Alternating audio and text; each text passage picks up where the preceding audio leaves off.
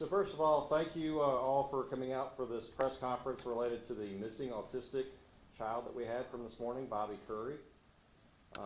We want to thank the media, the public, and all of our public safety partners for all the help that has been given to us and the family of Bobby so that we could locate Bobby Curry safely and unharmed and return him to his guardians.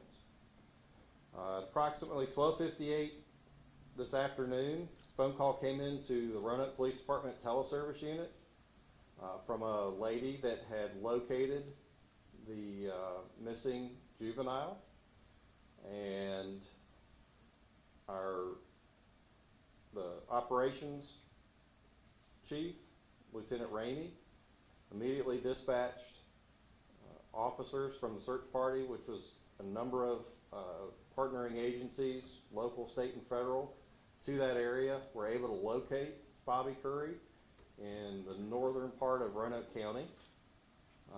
He was safe, he was unharmed, and he was returned immediately to his guardians back at their residence. The person who called in the tip to us was alerted by the Virginia State Police Public Safety Alert System that was sent out. Probably most of you got that on your phone. And after she saw that and looked at the link to Twitter, realized that this was the child who was a part of the missing autistic Amber Alert.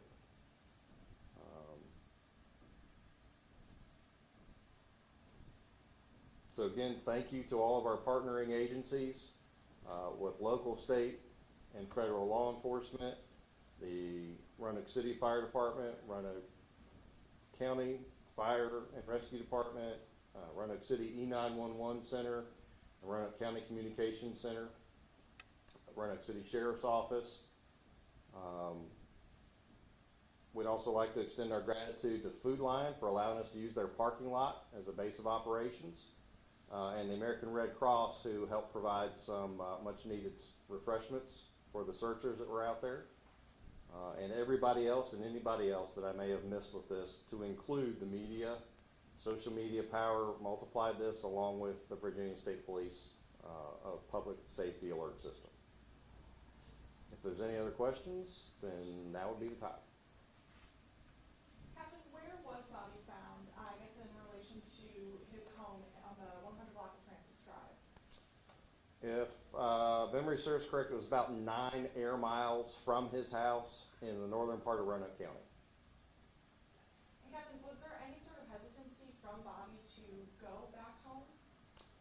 He thought he was in trouble like any other 13-year-old, so that would be the only hesitancy was, you know, a 13-year-old that left the home without permission would be hesitant to go back, worried about what may happen as far as punishment from the guardians, yes. That would be the hesitancy, yeah. And his legal guardians first noticed that he was not in his bed, not in his room at 7 a.m. Do police know when he actually went missing? We're not sure exactly when he left the residence this morning. That's still part of the ongoing investigation. Any other questions? How is this different from any other missing child case where we don't pull out all the stops like we did this time? Samaya Jarvis from New York. I can't speak specifically to how it's different from Samaya Jarvis, but in this case, when we were alerted because of the age of the juvenile and because of his autism diagnosis, that pushes it into a different category at the state level and the federal level, so that because we had a good start time and the guardians, as soon as they were aware that he was gone, notified us, that we could start the search for him. So I can't compare it to the other case though. I'm still a little confused. Was he at a friend's house, like, or is that something you can't say? Like, how did he get 9 miles? Did somebody drive him over there? That's correct. Our understanding right now is somebody picked Bobby up in a vehicle, a well-intentioned citizen of Roanoke County, and we understand she was attempting to try and get him home. once it was realized that he couldn't or didn't tell him where he lived exactly, she took him back to her residence, where eventually she called us.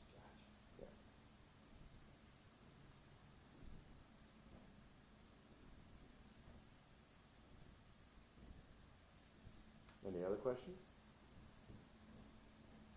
Captain, I did have one more question. Can you speak why Bobby might have been headed towards Henry County? I believe he has some family in that area. That was one possibility that we were exploring. And no charges are pending against anybody. There's no charges pending against anybody at this time.